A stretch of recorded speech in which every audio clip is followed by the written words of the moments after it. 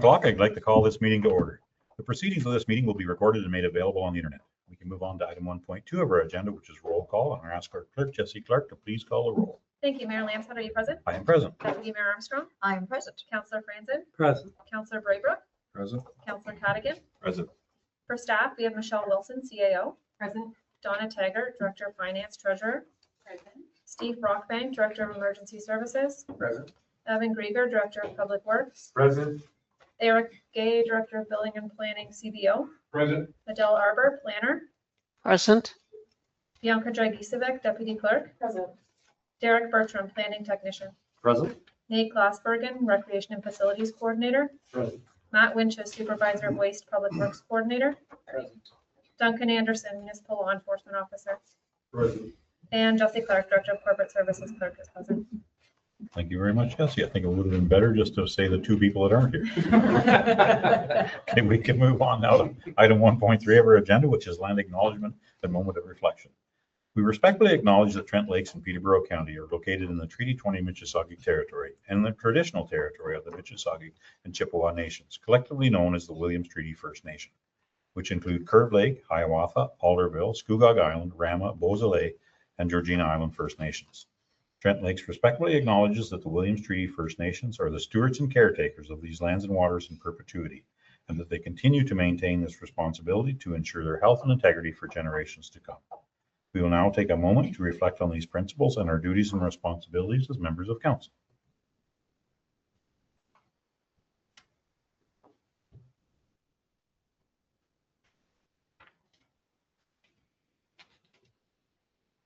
Okay, thank you, everyone. Now we can move on to item 2 of our agenda, which is the approval of the agenda as circulated.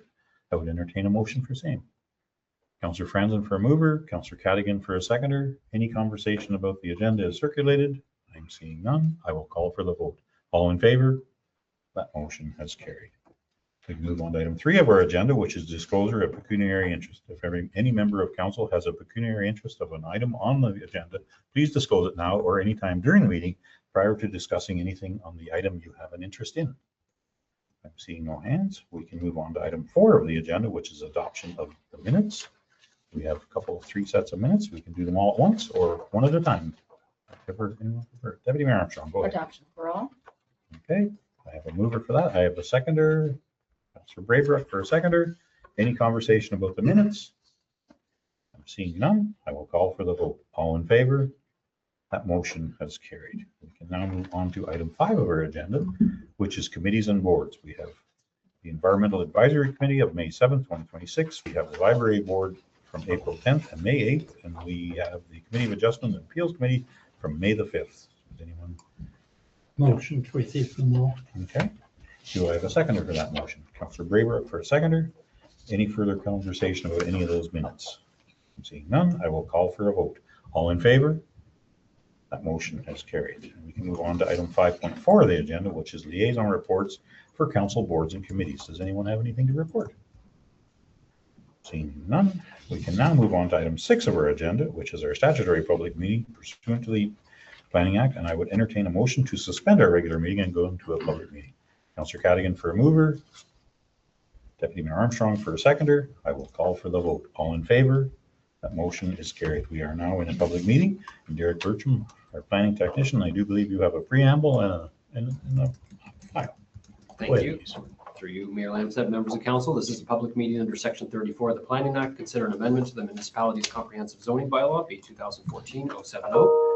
A notice of public meeting for today's application containing the prescribed information was circulated to all landowners within a 120-meter radius of the subject lands at least 20 days prior to this meeting, and a sign was posted on the subject lands in accordance with the Planning Act. The notice was also mailed to all prescribed agencies, public bodies, and persons in accordance with the regulations. Anyone wanting to be notified of any decision from today's public meeting must either inform myself or the clerk, and a notice of passing will be mailed out to them, setting out the method and manner in which appeals may be made to the Ontario Land Tribunal. And if a person does not send a written comment prior to the passing of the bylaw or make an oral submission at the public meeting, that person may not be entitled to appeal the decision. Okay, thank you very much, Derek Bertram. Please introduce the first file. Of course, on today's agenda, we have zoning bylaw amendment file 2611 submitted by owner Jim Telford for vacant lands located on County Road 49, just north of 744 County Road 49. The purpose of the zoning bylaw amendment is to fulfill a condition of provisional consent for files B 9425 and 9525 for the creation of 2 residential lots fronting upon County Road 49 with a communal access. The property in which the proposed lots are being severed from is currently zoned rural under the municipality's comprehensive zoning bylaw. As the proposed lots are undersized for the continuation of the rural zoning, staff have requested as a condition of provisional consent that the proposed lands be rezoned to rural residential to support residential development, as both the proposed lots shall meet the minimum size and frontage requirements for the zone classification. There is a planning report submitted on today's agenda in support of the rezoning by staff. Comments from the Deputy Chief Building Official and the Senior Project Coordinator, Pete Hines, from the County of Peterborough have been received with no objection in respect to the creation of the proposed lots. And now concludes the summary of the zoning bylaw 2611. I turn the floor back over to you, Mr. Mayor. Okay, thank you very much, Derek Bertram. Thank you. Is there anyone in the gallery who would like to speak for or against this application? Please state your name for the record if you'd like to speak. Please, go ahead, please. Sorry, I've never done this. That's okay. That's why you're here right now. So. Yeah, so I'm Sherry Tilford, and this is my dad, Jim Tilford. So he's the one that's put in the application, and we work together. So we're speaking for it, obviously. Okay. There are homes in the area. I don't know what I would normally say at this point, but it's been a very. First of all, I want to thank everybody that's helped along the way with understanding the process. But we do obviously advocate for these lots. There are homes in that area, and we just wanted to be able to offer some more sites. Okay, thank you very much. Is there anyone online for or against this application? Seeing no hands? Okay, we have no one online. Does anyone on council have any comments or questions regarding this application? Councilor Cadigan, go ahead, please. Through your mayor, just a comment. It's always good to see more building lots in our township, create more tax base. Thank you. Okay. No other questions? Okay. I think we can move on. Now we can move to item 7 of our agenda, which is business arising out of the statutory public meeting. So I would entertain a motion now to reconvene our regular meeting. Councilor Brabert for a mover, Councilor Cadigan for a seconder. I will call for the vote. All in favor? That motion has carried. Now we can move on to item 7.1, which is Derek Bertram, our planning technician. Would you like to speak to this item, please? Thank you. Through your Mayor Lambshead and members of council, there was a public meeting held for file 2611. Municipal staff are recommending the following. That council received the report from the planning technician and planner for the zoning bylaw amendment file 2611, and further, the council supports zoning bylaw amendment file 2611, in which staff have prepared a bylaw which is on today's agenda for council's consideration. Thank you very much. Councilor Brabert, go ahead. I can make a motion to receive the report and support staff's recommendation. Okay, go ahead with a second. Councilor Franzen for a seconder. Any further conversation about the item? Seeing none, I will call for the vote. All in favor? That motion has carried. Thank you very much, Derek Bertram. Now we can move on to item 8 of our agenda, which is presentations. And item 8.1 is Jeffrey McIntosh, Vice President of the Public Sector of Aon. Would you like to speak to this item, please, Jeffrey?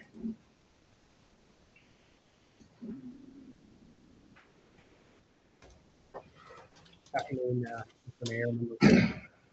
Good afternoon. Okay. My name is Jeffrey McIntosh. As you stated, I am a vice president at Aon, and we are the insurance brokerage for the municipality of Trent Lakes. So thank you for allowing me to speak today. I just wanted to give you an update into the current insurance market in Ontario facing municipalities nowadays, and just briefly talk about the recent insurance renewal that we did for the municipality. Next slide, please. So in terms of the insurance market right now, the market tone has definitely shifted. The last couple of years, it's what we call a hard market, where there's not a lot of capacity, prices go up, insurers leave the space. But what we're seeing now is I'll call it cautious stability. So there's more buyer-friendly conditions. Of course, insurers are very cautious with how they spend their money and their capacity. But they're becoming more aggressive with the pricing. There's more entrants into the market, which is obviously very helpful for anyone looking to purchase insurance. And they're really looking for good accounts. So accounts that have a good loss history, prudent risk management in place, and they're being very picky in terms of which accounts they'd like to write. And when they do like an account, they're becoming very aggressive with pricing, which is very good to see. one of the biggest changes we've seen is in terms of the property market. So that's for things like your buildings, contents. Basically, if a building were to burn down, your property insurance would then come through and pay for it to be replaced as is before it was damaged. Property rates are falling across the board, which is obviously a good thing. In terms of the municipalities' values, they are increasing. Construction prices are still increasing. Inflation is still a problem. But even with the increase in terms of the total values of the buildings and contents for the municipality, we're able to lower the property rate, which basically held the premium steady, even though the property did increase. Insurers are still very cautious in terms of natural disasters. If something happens, whether it's in Ontario or Canada or across the globe, it does affect insurance rates. So things like wildfires, floods, severe storms. Anytime there's a large loss globally, a catastrophic loss, I should say, that usually does, cause insurers to be a little more cautious with their pricing. But because there is more capacity right now and more insurers getting into the marketplace, we're able to see some pretty aggressive rates in terms of the property market. And finally, just for public sector more specifically, as I said previously, it is a little bit uneven. Underwriters are looking for good accounts with very little losses, with good risk management, and they're also asking for more information when they do underwrite these accounts. And so luckily, staff at the municipality has done a great job with the risk management. They've been very open to accessing more information. Usually when you have more information, that's always beneficial to get that in front of the underwriters. And staff has been very good about collecting and divulging information that's been able to paint the municipality in a very good light to the insurers. Capacity, again, is increasing, so there's more insurers out there. It does lead to better pricing. But there are a lot of risks out there still. So underwriters are very concerned about cyber. There have been some cyber incidents across Ontario. Errors and omissions. So things like land use, permitting, building inspections. There's a large onus on a municipality to do these inspections and to just in terms of their total exposure. So underwriters are very cautious about those types of claims that could arise. And then one thing we're seeing a lot of as well is climate-related issues. So you really can't control that per se, but things like wildfires are increasing, storms, flood. So it's really important to obviously do what you can to be aware of the changes that are going on in your municipality, and do what you can to ensure that you're being very proactive in terms of how you're handling potential climate-related risks in the future, because we do see that as a growing concern across the board, and we think it will just continue to grow even further. Next slide, please. So in terms of the insurance program for Trent Lakes, we're able to see an overall premium decrease of roughly 2%. As I mentioned before, there were some increases to your values, which usually does cause an increase in premiums, but we were able to drive down that pricing so that overall you are looking at a decrease this year. Across the board, we saw either steady premiums or decreases, so there's no increases anywhere. As I mentioned, properties is calculated on a rate basis, so it's basically how much stuff you own times the rate that the insurer wants to charge. And we were able to decrease that rate this year so that even though the property values did increase, the total premium that you paid is less than what you paid in previous years. And finally, I don't want to speak to this too much because this is a public forum, but along with the increased security that the municipality has put in place for their cyber protections, as well as we have been able to make some betterments to the actual cyber insurance program. We feel that this is more in line of a benchmark in terms of what is going on with what other municipalities are doing to protect themselves from a cyber insurance perspective. So there has been some good change to that. And if you would like to learn more about that, I would consider talking to staff about that just to find out more information. Next slide, please. And so going forward, we've been the broker for the municipality for about 5 or 6 years now, and it's really the changes that have happened in terms of the holistic view of risk management at the municipality have been really excellent to see. I think this has also helped the loss history as well. We haven't seen too many claims, but really I feel like staff at the municipality is really taking risk management into their day-to-day jobs. So it's not just one person, having to remind people to look for dangerous things or be aware of certain exposures. We've had a lot of communication, whether with parks or finance. It really shows that risk management is being thought of by everyone at the organization. And that's a really great spot to be, because if someone is patrolling the roads or doing a park inspection and they see something hazardous, or, if someone is just perhaps, fixing something else at, sports pad, if you see dangerous conditions, they're aware now, okay, let's let someone know about that. Let's ensure that we fix it or, mitigate it so that, nothing does come of it down the line. So it's a really good thing to see how staff has taken risk management to heart. And I think it'll really help the municipalities, loss history and hopefully premiums going forward as well. Aon does have some new data tools that we will be utilizing that help with benchmarking. So we'll be looking at, what the municipality is paying in terms of their premium, their exposure, and how that lines up better with what we're seeing across the board. That will really help us too with our negotiations with insurers to say, hey, this is what we're seeing, across Canada. This is where municipality of Trent Lake stands. So using that data to really dive into where we can find future cost savings or potential improvements to the insurance program. And this is something that Aon's been investing heavily in the past couple of years. So we're really excited to bring that to municipality, hopefully give you better data that can hopefully make you make better decisions.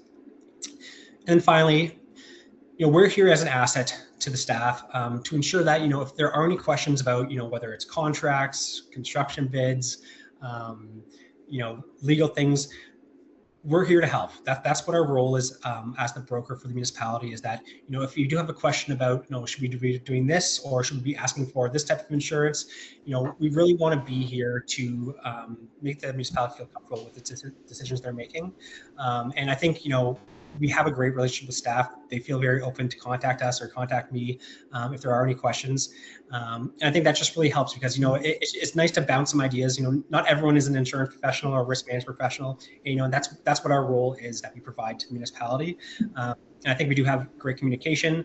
I know there has been some changes at staff, and Donna is retiring soon, and we've worked with her very closely these past few years. But really looking forward to working with some of the new people at the staff and keep this relationship open and moving forward.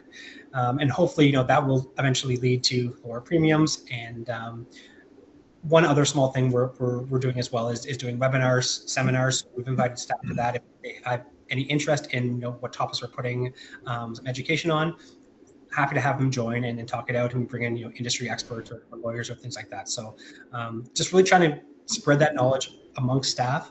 But I think really the municipality as a whole has been in a very good position these past few years in terms of making risk management a day-to-day aspect of their work life. So it's really great to see, and I think it'll pay off even further down the road. So that's all I have to say for today. Again, thank you so much for your business. Thank you for allowing me to speak today, and I'd be happy to address anything that Mayor or the councillors may have. Okay, thank you very much, Jeffrey. Does anyone have any comments or questions for Jeffrey? Got to be a comment. Go, Councillor Brady. Go ahead. It's an insurance company. We have to have a comment. Thanks very much, Jeffrey. Just a couple quick comments, one to you and one to our staff. To you, I was reading your report, and it was just another report. And then when I saw the 2% decrease, that's what really put it to the top. The best report I've read in this agenda. So anyway, thank you for that. And I'd like to extend a thanks to our staff for always being vigilant and risk-minded and that sort of thing. So, and had that not been the case, or is not the case, I'm sure we wouldn't be seeing a 2% decrease. So thank you very much. It's the things that happen behind the scenes that not a lot of people, residents, see that, and that we see it today in a 2% decrease. Absolutely. Good comments, Councillor Braybrick. I mirror them myself. Our staff save us a lot of money. You don't see it out there, but there's good reasons why we pay everybody well. And they, if you're thinking about risk management every day of your life at your work, you're going to cause less damage and less risk. So thank you for that. Anyone else have any comments or questions? I just seen better data. When you said better data, It meant better price to me. I just translated one into the other. Very helpful, that's for sure. Thank you very much, Deborah. Okay, any other comments or questions? Staff, anyone? I see no one. Okay, I would entertain a motion. Councillor Franz, go ahead. Motion to receive the report. Okay, do I have a seconder for that motion? Councillor Cadigan for a seconder? Oh, mischief. Any further conversation? Being none, I will call for the vote. All in favor? That motion has carried. Thank you very much, Jeffrey. Great report. Thank you for the 2%. Thank you very much for business again, and you all have a nice day. Thank you. Okay, we can move on now to item 9 of our agenda, which is delegations and 9.1. Jason Bredden from the Mississauga Gold Lake Cottagers Road Group. Board member, would you take the podium in? Speak into that mic. I think you may have to Sure. adjust it a little bit unless you want to kneel on the floor. Can you hear me now? There we go. Okay. Good afternoon, Mayor and Council and CAO and Evan. Thanks for coming. My name is Jason Bredden, and I represent Mississauga Gold Lake Cottagers Road Association. Our association maintains Fire Route 130, also known as Lou Phillips Drive. Contrary to popular belief, this is very much a public road that we maintain for 30 years. It is approximately 10 kilometers of main road, plus an additional 4 kilometers of side roads, serving 142 cottagers. Together, our property owners contribute $1 million annually in property taxes to the Township of Trent Lakes, proudly.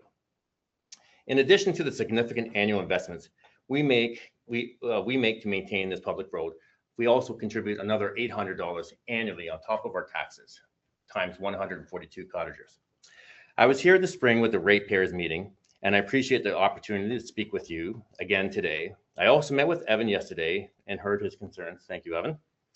Our goal is simple. We'd like to establish an ongoing dialogue with council.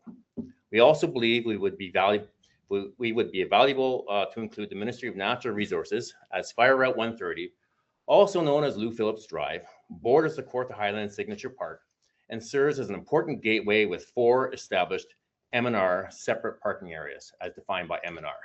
This is coming from M&R, my contact there.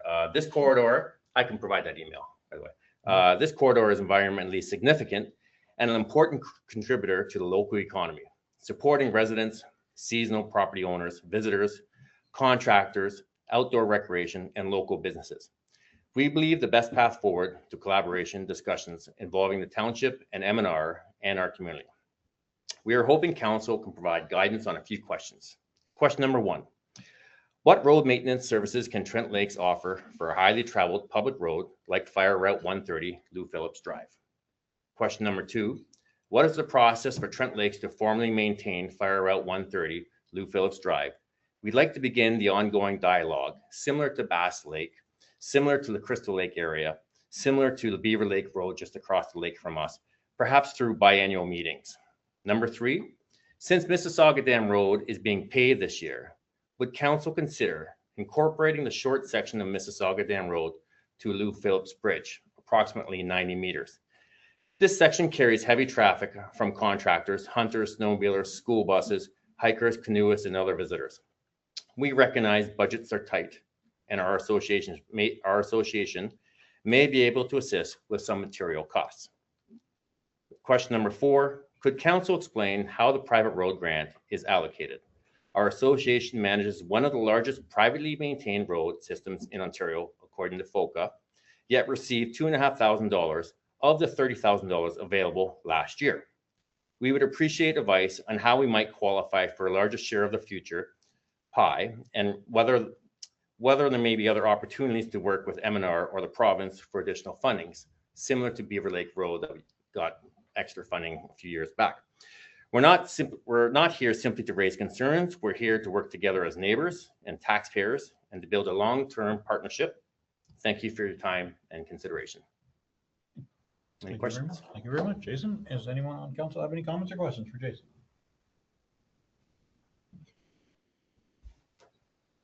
You passed on a lot of information. Go ahead, Councillor Cadigan. Through you, Mayor Lamstead. Jason, I assume that when you're with Evan, he answered your questions for you already? Yeah, I understand his viewpoint. Okay. Yeah, there was once one very serious discrepancy I get about the word public versus private. So It is privately maintained. It is a public road. So the definition on the Highway Traffic Act, whether or not you go from A to B on any trail, road, bridge, or trail, if it's public, it's considered a highway. Now, there may be other definitions that your bylaws might speak into for a highway, but from a liability standpoint, it is very much a public road. Like we have canoers, hunters, like I said, that come in there, so Sandra Fleming, Trent University, U of T, and white buses. So we maintain this road and we contribute roughly $700 to $800 a year on top of our taxes. And we have done so for the last 3 years. So it's considered a really good road when you compare A to B, other comparisons, right? So we're just looking to try and start a dialogue here on how we can maybe improve the road somehow, right? We don't feel like we're getting a lot of, benefit, right? Answer your question, Councillor Gadigan? Yes. Okay. Thank you. Any other comments or questions? Say, Deputy Mayor Armstrong, go ahead. Thanks, Mayor Lamson. I don't know if this is so much for Jason Yeah. as for staff, but I had not been aware, I can't believe this, that the roads mentioned here, the Phillips, Saga Lake, Beaver Lake, Salmon Lake, et cetera, are owned by MNR. Can somebody clarify to me, I know they're on Crest. I Some of them are on Crown land, some are not. So this idea that they're owned by MNR, is that correct? And if so, what's the arrangement between them and the municipality for road maintenance? Kevin, I think you're looking like you might answer that, but you're not sure. I think you can hear me from here, so through you, Mayor, to Deputy Mayor Armstrong. So there are, there are multiple roads that are municipally owned, but they're on Crown land. So for example, Beaver Lake Road, I wasn't here when that project went through, I think that was 2019. But there was dialogue between the municipality and Crown land of what work we can do sort of thing and how that process happened. But there's not a formal road allowance. There are sections of Beaver Lake Road that do have a formal road allowance, and then there's sections that cross over Crown land and similar. Crystal Lake Road is similar and stuff like that. So the road is owned by the municipality, but it's on Ministry like Crown land. Okay, so municipality owns those roads, Yes, but some sections of them or all of them are on Crown land. exactly. Does that answer your question? It does, Maybe- if that's the case, I because think I was maybe- kind of taken aback by that. I don't know, I'm confused. I'm Okay. confused. I know, that's why I asked the question. And so my discussion with M&R is that they own some roads and Trent Lakes may own other roads, but definitely they own Fire Route 130, right? They own Beaver Lake Road. They own it, but you guys maintain it, right? And it's kind of like, it's their road, but Trent Lakes maintains the quality of the road. Same as we maintain Fire Route 130. If a tree falls on it, we take it down, we remove it. If there's an issue with the culvert, we remove the culvert and we replace it, and we're the caretakers of it, right? So Trent Lakes would be the caretakers of Beaver Lake Road, but M&R actually owns it.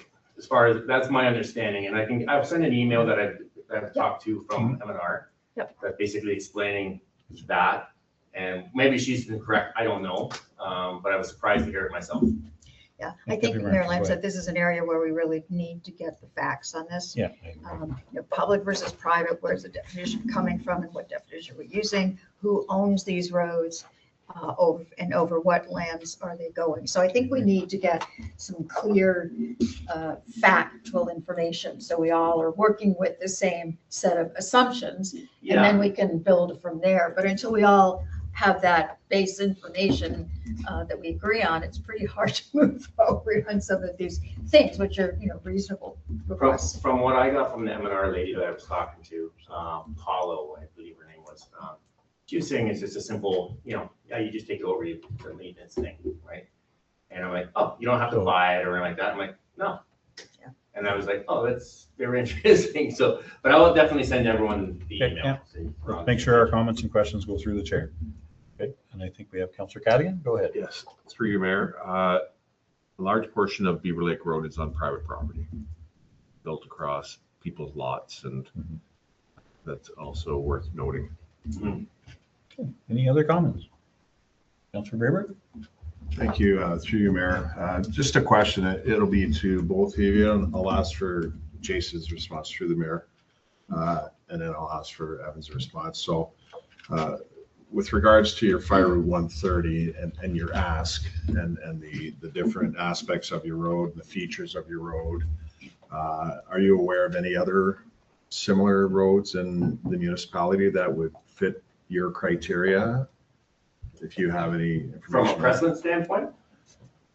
Yeah, an ask, like the features and the aspects of your road, you're asking for the municipality potentially take it over and the maintenance and all that. Yeah, similar to Bass Lake Road.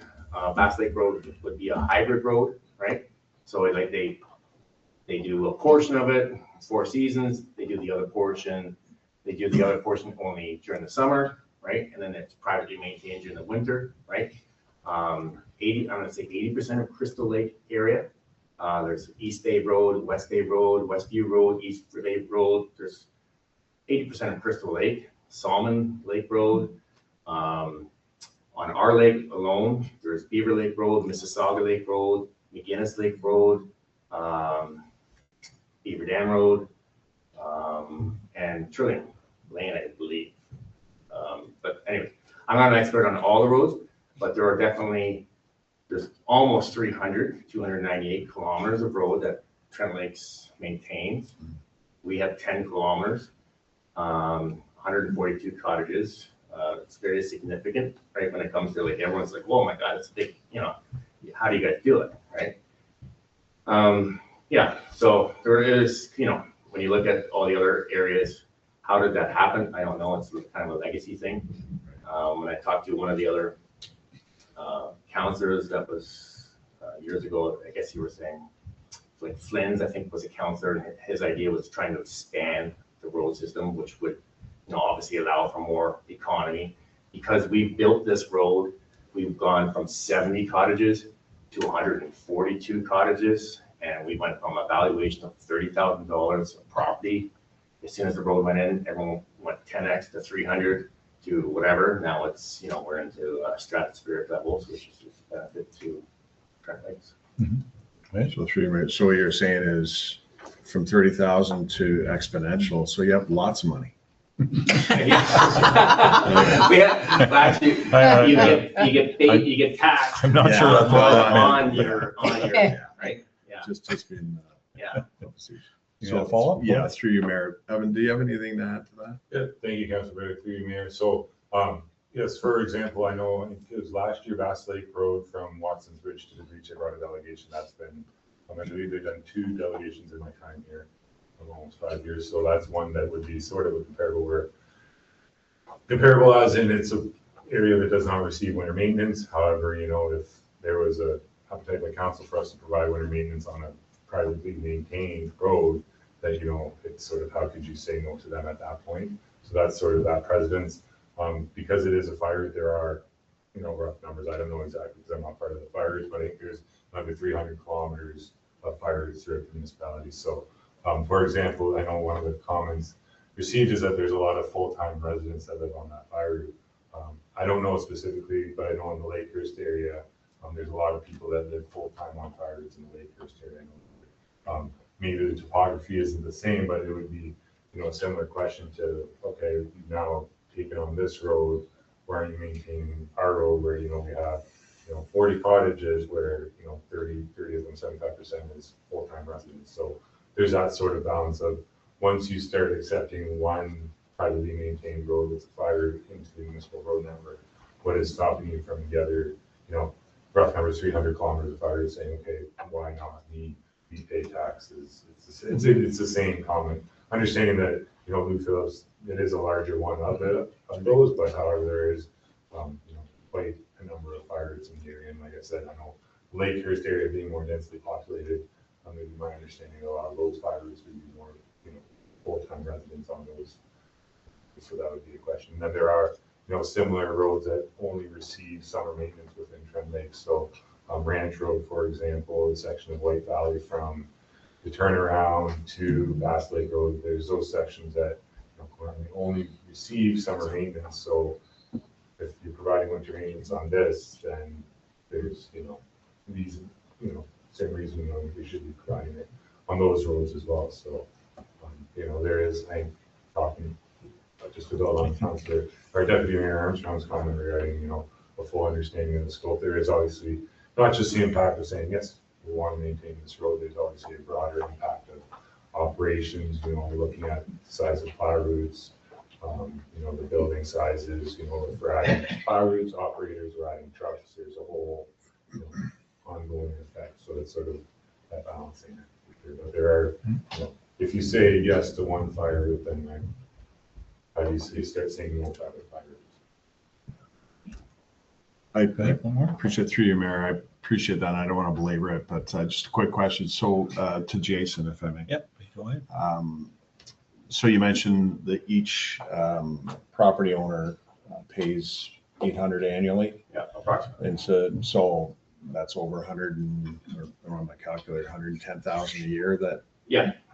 Now, are you fine? And how long you been maintaining that? 30 years. Schedule. So, okay. Yeah. And it's obviously increased over time. It's obviously increased over time. Plus, there was a special assessment during the winter ice storm, which we didn't have any assistance with. It was $85,000 special assessment where we basically cleared up all the brush and stuff like that, right? Right. So let's just say in the last 3 years, Yeah. Apart from the special assessments, how much of that 110,000 plus do you find that you're spending each year? Is there a lot of carryover or? No, we're actually going into a deficit. You do. Yeah. Okay. It's tight, but it's some years there's, whatever, 5,000, 10,000, whatever. We're just trying to build up our reserves right now. We had a reserve. We've increased our funding every year and to be reasonable and expected, right? But obviously during the ice storm, if you received no funding from, $85,000 was a big hit to our reserves. Right. Understood. And last comment, I agree with Deputy Mayor's comments that obviously we have to look into this, do a deeper dive into this for a full understanding. So thank you. Okay, thank you. Any other comments or questions? Go ahead, Councilor Franzen. Yeah, I just wanted to make a couple of comments about, through your mayor, about the road grant system. It's a relatively new program, and I believe we probably have to tweak the program to make it fair for people that are on a longer fire route like you are. And I believe $30,000 is probably not enough. Yeah. But that's something that's going to be the new council's going to have to deal with it, and that would be dealt with in the budgetary process. Yeah, appreciate it. Any other comments? Deputy Mayor Armstrong. If for there, I'd like to suggest two motions, if I can. The first one is that we request staff to look into the specific situation of Fire Route 130 in terms of ownership, maintenance, history, all of that sort of thing. So a complete picture of what we're dealing with here as background, and as well as address any of the questions that Jason and the association has brought forward. So that would be motion number one, and maybe I'll stop there. Okay. I'll second that motion. Any conversation I about have that an motion? additional question Okay, go ahead. to Jason through the mayor. You said there are 4 parking lots from the provincial park. How much does the provincial park contribute to your roads? Nothing. Yeah. I think maybe the mayor could talk to our MPP and ask them why they aren't being good citizens and help them subsidize that road. Yeah, I was actually surprised to hear about 4 separate parking lots, not just Yeah. 4 places. Actually, Yeah. right? I think it's more like 4 separate parking spaces. Spaces, yeah, but they actually, I know. Very small. When I called them and to complain about some hunters that had left a whole bunch of debris we were cleaning Yeah. up and stuff like that, right? And they're like, the gentleman I was speaking to, he's like, well, which parking spot was that? And I didn't, he knew all of them. And I'm like, Yeah. well, I don't even call that a parking spot, but he actually calls it a parking spot. He knew exactly where they were. And I'm like, yeah, I guess people do park there, right? Oh, yeah. And so anyways, I do believe the province should be contributing to your roads. and maybe it's an opportunity that is, maybe there's more opportunity there because it's a signature park. There's the, I guess it's Killarney and probably Algonquin, obviously, and the Fourth Highland Signature Park. Yep. And it's an access route to one half of the Fourth Highlands Provincial Park, which, it's important to have that as a route to, if there's a forest fire or someone gets injured in there canoeing or something like that, right? And we do know that happens. Okay, I do have one comment. Have you reached out to all 142 members on your group to see if they're interested in going forward with something like this? Because so out of the 20 people I've talked to, there's been 100% response, basically saying, yeah, it's a no-brainer. I just don't know more than 20 people. Okay. And then the other people that I've talked to through hearsay, they're like, yeah, but 20 people I've spoken to, no, it's a no-brainer for them. Yeah. Right. But we as a board will take the information we gather here and bring it back to our 142 people. For sure, there's going to be people who say, well, I like it the way it is and stuff like that. And at the end of the day, we really just want a gravel road. Right? Yeah. We're happy with the gravel road, right? Mm-hmm. And I've heard people talk about we have to build up to today's standards, provincial standards, and that's not necessarily the case because 90% of the roads that Trent Lakes has today do not meet the provincial standards, right? From either the grade, the widths, there's portions of them that meet the provincial standards, but they get narrow or they twist or whatever, right? So we're very fair, we're very reasonable, and we want to be good neighbors. Okay, perfect, thank you. Okay, so we have a motion, we have a seconder. Any further conversation about the motion? Seeing none, I will call for the vote. All in favor? That motion has carried. Now, I do believe, Deputy Mayor, you were going to stab at a second motion. Yes, I was on a roll here. Let me pose it and see how other councilors feel about it, but it would be nice. And so I would make the motion that we direct staff to prepare a sort of a roads inventory report for council. And that's why it's a second motion, because it may be longer, and take longer, and it's not as urgent. But I have a high level understanding about 300 roads that we own and we maintain. We have another 300 that are privately maintained, but then we have some that are partially maintained.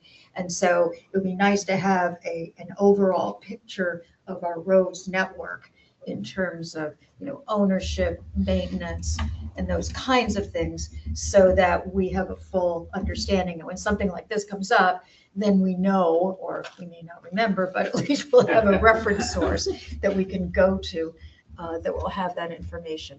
So if that makes sense to other counselors, and unless staff thinks that's a really stupid idea, which is possible, and want to verbalize that, then I would put that forward as a motion. I'm looking. I don't know whether he's turning purple, but I think he's holding his tongue. But isn't some of that kind of done in our roads needs study? Like we may have some. So yeah, so the public side, and that's something actually next year we're due for another roads needs study. So that's something where we could look at the roads needs study and have sort of seasonal versus stuff that roads that receive seasonal is that one. The comment about the fire rates, that's a whole other sort of can of worms where it's hard to inventory them. I mean, it's something that could be there as like it just seems like a very large project to do. I understand the information that we have would be very useful. Obviously, if you were to bring in a consultant to do that work, that would be quite expensive. It's something you'd look ahead of. But I mean, it's something that you're looking at probably.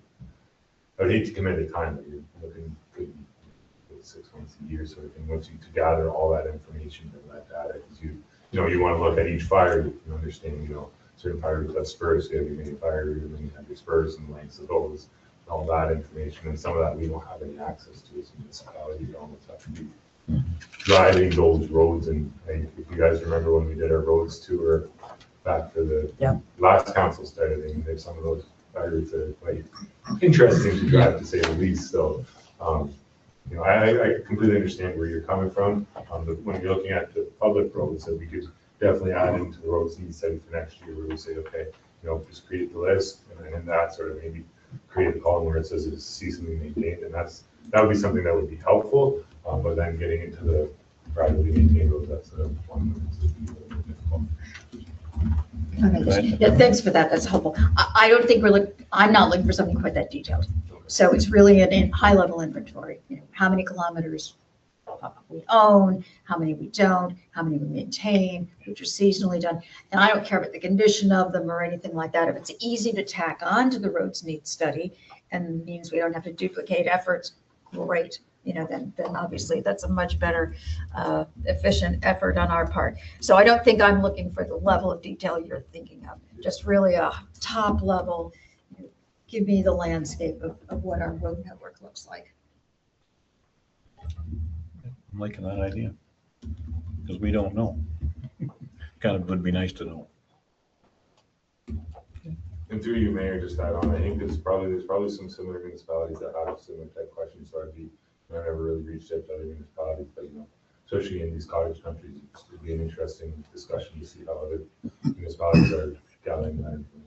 Yeah, North Kawartha would be a really good one because it's in our county and they're, yep. Maybe Muskoka in those areas as well. So. Yeah, sorry. For you. I think we need to have a clarification on what motion you're actually trying to put forward, Deputy Armstrong. Right. So direct staff to prepare a roads inventory of our network of roads. And the level of specificity, et cetera, can be discussed at a later time with council and staff. So let's not try and nail it down today. Let's just say that we want the inventory and at some high level, and we'll get the specifics Councilor Franzen, later. you have a comment? Yeah, just a comment. When we say our network of roads, we're not including fire roads because they're not our network. The fire roads are privately owned and maintained. Within our geography. Our road network within our geography. Whoever owns them, whoever maintains them, within our geography. Councilor Graber. Thank you. Yeah, through you, Mayor. I like Deputy Mayor Armstrong's idea, and I realize it'll be labor intensive. So obviously, we're not expecting it in the next couple of months. But Councilor Franzen's comments. Granted, there's fire routes that are privately owned, but they are still serviced by our emergency services. So I think that's how it encompasses. We should really know all of our roads. But you don't want to know where he goes with a truck. No, I'm sorry. I apologize, Chief Rockman. Yeah. When we run into rocks with a bus trying to do a road tour, you know where they put fire. Sorry, go ahead. No, that was my main comment. Yes. Thanks, Okay. Mayor. Okay, well, I think we have a good motion there. I have a seconder for that motion. Councilor Brayburg for a seconder. Any further conversation about the motion? Seeing none, I'm going to ask Adele because every once in a while I forget Adele's on there. I think she's forgotten. I see none. I will call for a vote. All in favor? That motion has carried. Thank you very much. Thank you very much. And did we receive? Thanks for your time. Yeah. Thank you. Thank you very much, Jason. Okay, we can move on now to item 10 of our agenda, which is staff reports. 10.1 is Public Works, and 10.1.1, Matt Wingetz, for Supervisor of Waste and Public Works Coordinator. Would you like to speak to this item, please? I would love to. If you'd love to, good. I'd love to. Good morning, Mr. Mayor and members of council. I'm here today to present a report regarding the expansion of the fence at the Buckhorn Transfer Station. The estimated total cost a little over $15,000. That's to be taken from the Waste Capital Reserve. Over the past 6 months, there's been a significant increase in people trespassing at the Buckhorn Transfer Station. Now, it's not uncommon to have trespassing at the transfer stations, but it obviously is not ideal.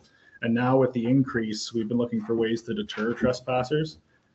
Cameras have been repositioned. We've set up new ones, but we weren't able to capture any license plates, which is really the only way we can go about it. We've contacted the OPP, but since trespassing occurs on random days at random times, they can't just have an officer sitting out there waiting, or at least that's what they've told us. Based on the camera footage we do have, we've identified the two most common points of entry on the northeast end. So the green is the proposed fence. The blue is existing. So on the northeast end, they're coming in where the fence is currently ended. and they're coming in at the southwest end where there's just a small swing gate that you can easily get under. I'm proposing that the northeast section of the fence be extended and a 6-foot gate be installed at the southwest entrance. Should also be small extensions on either side of that gate to create one solid barrier. Thank you, and if you have any questions, go ahead. Okay. Thank you very much, Matt. I'll try to stay out of there with my four-wheeler. It wasn't me, I promise. Okay, any comments or questions? Councillor Cadigan, go ahead. Through your Mayor Lamb said, we're talking about people walking in or vehicles coming in? Walking in. I mean, vehicles, yes, but the main issue we've been having lately is recurring people walking just around the gates. And theft? I'd say mischief more than theft. There's not really much to steal. Where the shack's the only thing that has a small amount of money in it, and it's locked up. We haven't had any issues there. We also have cameras pointed right at it, so it's more just, I mean, taking the odd piece of garbage and throwing it around. It's a liability issue more than anything. Okay. Certainly not a spot where I'd want to trespass into a transfer station. Hey, we all are different. Any comments? Go ahead, Councillor Graber. Thank you, through you, Mayor. Thanks very much for your report. Given the trespass you've stated, do you know what the motive is? Just you've just alluded to it. We have had instances of, and the reason why I think this would be a good deterrent is that we've had them come with wagon and throw metal on it because, you know, metal is quite valuable at this point. I don't see them getting enough metal on their little wagon for it to be worth it, but if we were to put a fence at both ends, they wouldn't be able to get a wagon through, basically. It'd be quite difficult. They'd be going through wetlands. And we hope that would be enough deterrent. I mean, all of our sites can be accessed somewhere in the back, but that's not really our issue. It's happened, but the issue is the people coming and potentially hurting themselves. So. I think we just had a conversation with an insurance company who would really like to do mitigating that risk. I think Deputy Mayor Armstrong had her hand up first, Councillor. Yeah. Go ahead, Deputy Mayor. Thank you. Something that just made the hairs on my back of my head stand up. And it's a very personal thing, is when I read barbed wire on the top of the fence. I suppose it serves a purpose, but it makes me think of third world countries, you know, where they have glass on the top of their stone fences and things. Is that necessary? Does that add an additional layer of deterrent, or do we not need it? I felt the same way, but I went to go take a look, and what we currently have is barbed wire at the top. Okay. And it's not exactly like the kind that, you know, you're gonna, you know, get stuck in and you stay there. Just like enough that'll get caught in your pants, you won't be able to climb up. It's just like the little coils of it. But I mean, in my mind, I don't think it's gonna make a huge difference either way. But yeah. Okay. I'm not against it for that reason. I just wanted to point it out because it made me catch my breath up for a minute. Thank you for that comment, Deputy Mayor Armstrong. Councillor Franzen, go ahead. You have a comment. I would support the motion. I think that it's a low cost way of reducing our liability and possible injuries. Okay. That sounded mysteriously like a motion. Okay. You just maybe further, Councillor Cadigan, you have a comment first, or you're gonna? I'll let maybe Councillor Franzen finish his motion. There's a couple parts to it there. If you want to just finish that motion up, Councillor Franzen, we can. Larger font would be helpful. Okay. That council received the report from the supervisor of Waste Public Works. Now I lost it. It's a long one. Screen went blank. Here. Okay. That council received the report from the supervisor of Waste and Public Works Coordinator. Gone again. Joe, you make the motion. As recommended. How about we just say that as recommended? Yeah, as recommended. Maybe that would clarify that. So it is going to be. I don't know why. Councillor Cadigan, would you like to I would like support to that second as a seconder? Any further conversation about that item? Seeing none, I will call for the vote. All in favor? That motion is carried. Thank you very much, Matt. I hope we save somebody from being injured in the near future. Appreciate that. Now we can move on now to item 10.1.2 of our agenda. And Evan Grieger, our Director of Public Works, would you like to speak to this item, please? Absolutely. Thank you, Mayor Lamside, through you, Mayor, to members of council. Apologize for hearing my voice so much today. You know, I feel like it's a little bit of the Public Works show, but before you today is the Bessie North Assumption report. So this is sort of something that's been ongoing for a few years on the process of creating the formal municipal road in front of a certain number of lots, extending roughly about 700 meters from the existing hardtop on Bessie Avenue North. So through this report, we will be assuming this portion of Bessie Avenue North. One of the things just to note within this report is there was something that was flagged near the end of this project that there never was created a formal R plan for this section of road. This is something that, as you can see in the last paragraph of the report, the legal sort of recommended not proceeding with the assumption until getting that survey done. However, we are confident that that road is in the right location and we are proceeding with getting the survey done. However, due to the timeline of the survey, which is 8 to 12 weeks, we were just trying to get this assumption bylaw completed so we could create those lots so they could obtain their building permits. The road is at a state where it's more than passable. I think maybe a few members of council have driven down that road and it's, you know, it's looking pretty good. I'm very happy with the way it's turned out. And I have been going back and forth with the surveyor. So once again, the process has started. However, due to the size of the area that needs to be surveyed, I think it's probably a busy time of year for them as well. They've said it's about 8 to 12 weeks. So that would push you into the fall, which would really hinder those residents that are looking to get building permits. So, you know, it's one of those where I understand there's a risk. However, understanding the risk and managing the benefits of proceeding with it, and not that we're not doing the survey at all. We are just, you know, getting this bylaw passed just so it can open up. And then we will be coming back once the survey is done, amending the bylaw and then attaching that survey too. So it's all clean and done at that point. It's just for, you know, the meantime for these next 8 to 12 weeks, especially in the middle of the summer, it creates this opportunity for these individuals to proceed with their building permits. I believe there's, you know, a few that have been itching for quite a while to get their building permits. So. You don't know how hard it is for me not to clap. Okay, thank you, Evan. Anyone? Yeah, go ahead, Councillor. Thank you. Through you, Mayor.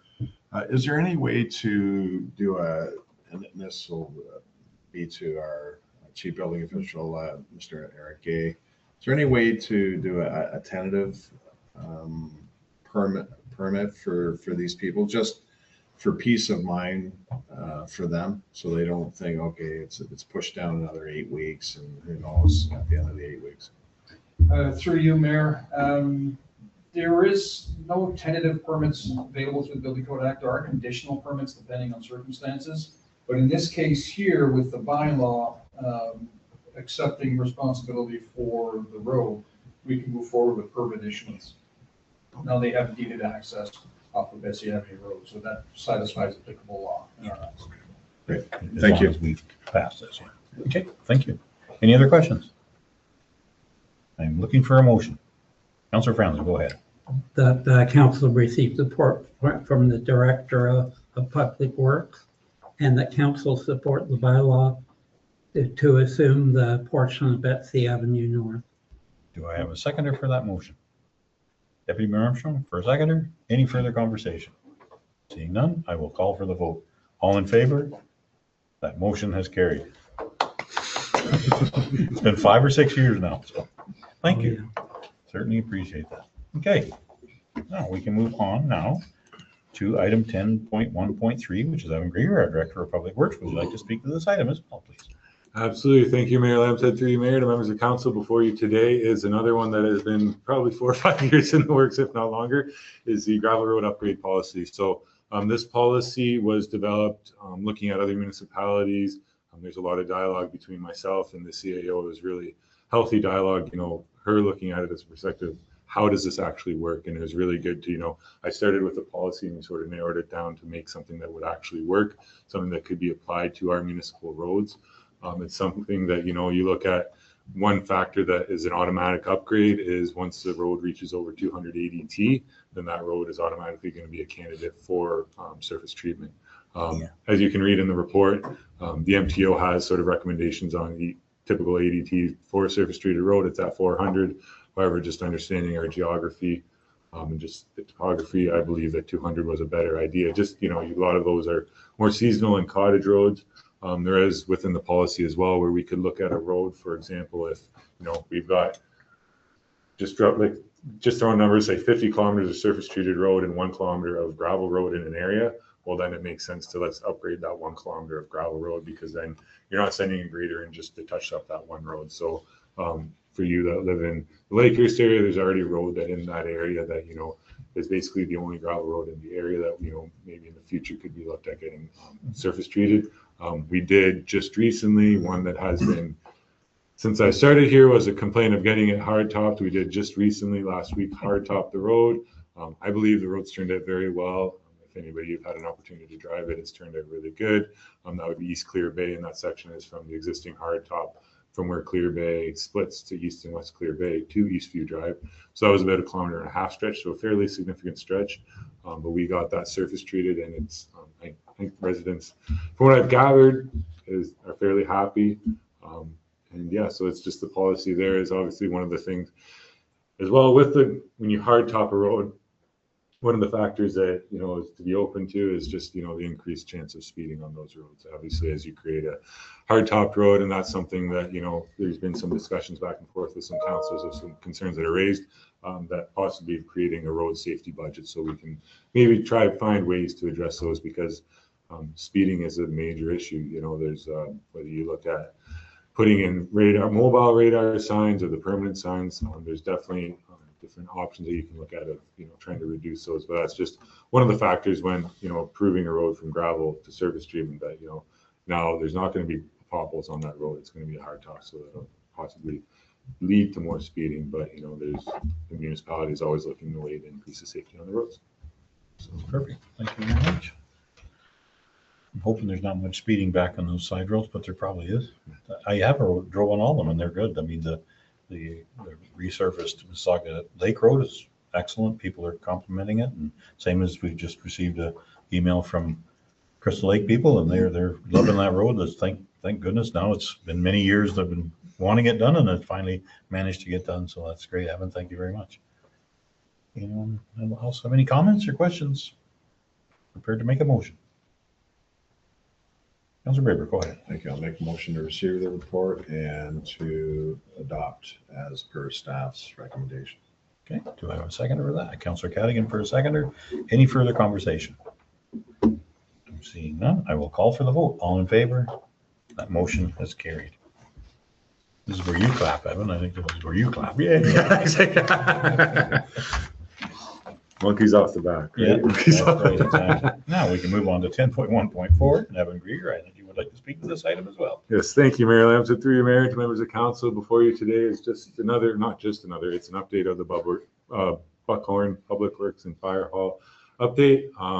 As you can see in the pictures, things are progressing very well. We're looking, almost fully enclosed. They're doing the interior wall paneling, which is looking really, really good. There's interior masonry happening there. There's been concrete pours happening in the office area. Just recently, I believe last week, there was a concrete pour in one of the garage areas. There's a lot going on that site. It's really exciting to see. There's been a big push, understanding that, we're in July, and before you know it, it's going to be September. Yep. Before you know it, it's going to be November, and we're still on schedule to be in it by November for that winter season of 2025 or 2026, 2027. As you can see within the budget there, this is something that the CAO and the Director of Finance Treasurer have been working on, which is just a really good snapshot of where we're at budget-wise. We've been really cognizant of, not just approving all these different change orders, just getting, Steve's statue up front and stuff like that. But it's only going to be 4'5". But it's been really good because, we understand there's, when you look at this table, there's a significant contingency on that. However, we haven't just taken that as a blank check to be able to do work. Obviously, within a construction project, there's unforeseen circumstances. Mm-hmm. One of the big ones is what I spoke about a couple council meetings ago or updates ago was regarding the tariff. So that's something that, we have that contingency there to sort of cover those additional costs, which is, encouraging to us that it's not like, okay, we need to ask for more money. So we have that contingency there. There's, not a plan, like I said, to spend all of it. There's obviously, going to be changes in a construction project, especially something of that size. There's a reason you have that contingency, but it's just really encouraging. We haven't hit a lot of or used a lot of that, and it's sort of there if there's any sort of unforeseen things as we continue to progress. But it's been a really exciting project. It's been an interesting project, something that I really enjoyed working with the fire chief on, and we're really looking forward to having a new building. I think from my perspective, I know my guys are really excited about that. I don't want to speak for the fire chief, but I'm sure your guys are in the same boat where it's like, okay, we're finally getting somewhere because it's been something that's been talked about for a while. Good. Thank you very much. Any comments or questions? Go ahead, Councillor Braber. Thank you, through you, Mayor. Thanks very much, Evan, for the update. And I was happy to hear about the comments about the contingency, and just because it's there doesn't mean we spend it. And I know I mentioned it before in the update number 3, and number 2 is exercising restraint. And I know you say in spirit, we don't have to necessarily spend it all. But in this day and age, we all know that when you're dealing with contractors and whatnot, and if they get wind of, well, with the contingency, we're 8,229,000, and we're only at 3.7 million. So we got lots to spend. So I would like to provide my update for number 4 of if you can exercise restraint and look at the total budget as the ceiling on that number, if possible. And I understand there's extra costs and all that, but if there's opportunities for a savings, always thinking about that through that lens, and I know you do. So that's my comment. If you could just exercise restraint and really take a hard look at that, because that's a lot of money, 1.3 million, from that, or 1 point whatever million. There's a lot of other projects that we have ongoing, and we're scraping nickel and dime and trying to get certain things paid for and that sort of thing. And this is a big ticket item that we could really take advantage of tightening our belts on it. So thank you. Absolutely. Thank you, Councilor Bragan. Through you, Mayor Lamb. Said just to add to that comment, I know I don't want to speak for the fire chief, but I know we are understanding there's more projects to be done. So from our perspective, the better that we can be, keeping the contractor, to task and ensuring that, if they submit, because, if you've ever been through a construction project, there's the discussions back and forth of extras and, that, and there's, we're really ensuring that we are responsible with this taxpayers' money, because, looking at the next 5 years, there's other buildings that, have been identified that possibly need to be done as well. So, knowing that, we want to say, okay, well, look, we've done this project well. Hopefully that sort of gives council and, residents some, peace that we're going to be responsible with the money that we are provided. And absolutely, I can totally understand. Great. Thank you. Thank you. I'm sure they're getting sick and tired of me driving through that job site. I continue to do so. It is coming right along. I like it. It's getting there. So, Deputy Armstrong, sorry. Thanks very much. Just to build, because Councillor Braber made me think of something. It's in the contractor's best interest not to use a contingency, because we're going to need contractors for our upcoming projects. And I'm sure if they're not aware of it, that you're continuing to make them aware that, it'll work in their favor if they come in below budget to be favorably considered for our future projects. So it certainly works both ways. True. Okay. Any other comments? Do we have a motion? Anybody prepared to make a motion? Motion to receive. Go ahead. Okay. Do I have a seconder? Deputy Mayor Armstrong for a seconder. Any further conversation about the update? Seeing none, I will call for the vote. All in favor? That motion has carried. Thank you very much, Evan. And Steve, that's good. Okay, then we can move on to 10.2 of our agenda, was recreation and facilities. 10.2.1. Nick Blassenberger, for Recreation and Facilities Coordinator. Would you like to speak to this item, please? Yes, I would. Thank you, Mayor and Council.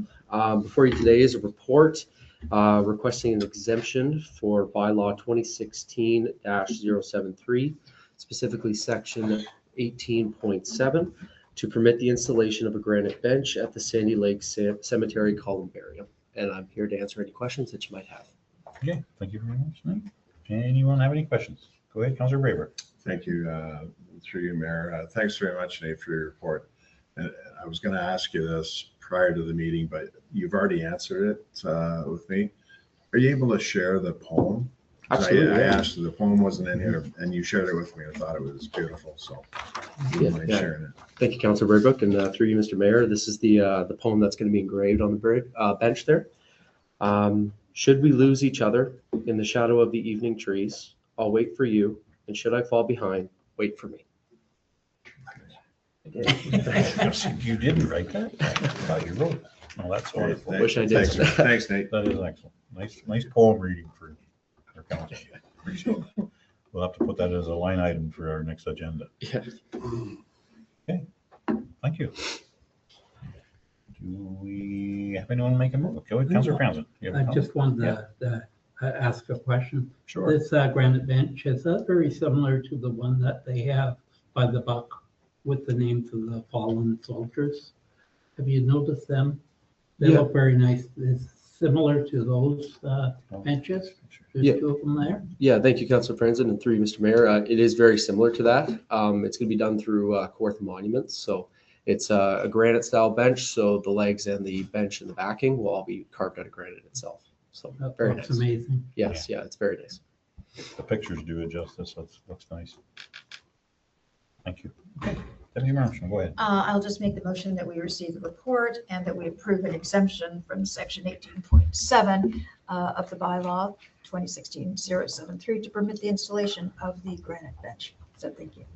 We do have a seconder for that motion. Councilor Cadigan for a seconder. Any further conversation? Seeing no hands, I will call for the vote. All in favor? That motion has carried. Okay, thank you very much, Nate. Appreciate it. We can move on to 10.3 of our agenda, which is fire and emergency services. We have none. 10.4 is building and planning, and 10.4.1, Duncan Anderson, our municipal law enforcement officer. Would you like to speak to this item, please, Duncan? You sat there very patiently, Alan. Thank you. Good afternoon, Mayor and members of council. Report I'm before you today is the updates to the property standards bylaw, noise bylaw, and repealing of the fence bylaw. Just through reviewing and enforcing the bylaws, it was found property standards bylaw and noise bylaw did have some areas that made it difficult to enforce, overlapping sections that contradicted one another. So the updates will allow them to be enforced as council originally intended. The fence bylaw was found when reviewing through the property standards bylaw, and it was from 1994 1984 prior to amalgamation. So the property standards bylaw, it was last reviewed in 2017. Since then, municipalities moved to AMPS, so we'd like to bring that forward. That is the biggest change in the bylaw. It's going to allow us to move away from the Provincial Offences Act for charges and utilize AMPS. And also including inspection fees that may have individuals move towards more compliance. Individuals still have the right to appeal through the Property Standards Committee. So there is nothing necessarily really changing other than it moving towards AMPS, which we're already on with the majority, not the majority, but a vast amount of our bylaws. The noise bylaw, there was a couple sections that were very contradictory to each other, where excessive noise was exempt and then permitted. Just really how to describe it. The intention of the bylaw was to not permit excessive noise at any time throughout the day, regardless of kind of what was occurring. So those changes now provide that, still at the 11 p.m. hour. Example, radios are shut down, but an individual that is going to be having a concert level party at their house, that still can be during the day considered excessive noise if it's disturbing neighbors or individuals. So the fence bylaw, that was one that, as I said, was found when I looking through the property standard bylaw, and it was from 1994. So in the amalgamation, and it only stands for Galway Cavendish. So looking to have that repealed to be consistent throughout the municipality, and something staff will be looking to bring forward a fence bylaw that is consistent for the entirety of the municipality. And I will leave it there for questions. Thank you very much, Duncan. Anyone have any comments or questions for Duncan? Deputy Mayor Armstrong, go ahead. Yeah, thanks. Thanks very much. And thanks very much, Becky. This raises the question to me then, how do these relate to our nuisance bylaw? Because I know the nuisance bylaw kind of took away from some timeframes around the occurrence of some of these issues, such as noise, et cetera. So do they mesh? Are they consistent with the new noise bylaw and the changes that you've proposed? So through the chair, the nuisance bylaw it still stands. It is, it works with the current noise bylaw that's being updated. There isn't any overlaps there. And the nuisance bylaw speaks more to, I'm going to say, kind of large scale parties and things that may also occur not just on a residential property, but things that occur on public property as well. So there is a bit of difference to where the nuisance bylaw is enforced. And that also includes, I believe, lighting and things of that nature, or cannabis cultivation, noises and smells and things of that nature. So, yes. Just to follow up. Go ahead, please. And speaking of lighting, I think that was something we were looking to have added back into the nuisance bylaw at some point for the Environmental Advisory Committee, because that's not in there, is my understanding. And so that's I guess the question is that something that you were also looking at amending? Through the chair, yes. I've been working with the public works, not director, but Matt, sorry not to use first names. So yes, that is something where residential lighting, not just lighting from cannabis, is going to be introduced into that bylaw. Yes. Okay, great, thank you. Okay, any other comments or questions? Councilor Cadigan, go ahead, please. Through your mayor, the Fence Act, it's only in Galway Cavendish. So Harvey didn't have a fence bylaw? As far as I know, I haven't seen a bylaw for fence in that area. It was just for the Galway Cavendish. And yeah, it's so to be consistent, looking at it repealed and then putting something forward that is consistent for the entirety. And we were unable to find anything that previously repealed or that was applicable to the other Harvey. I mean, now, is there a provincial statute about fences? We have a fence viewer, correct? Through the chair, there's a Fence Viewers Act. It speaks more to not necessarily the heights or how they're built.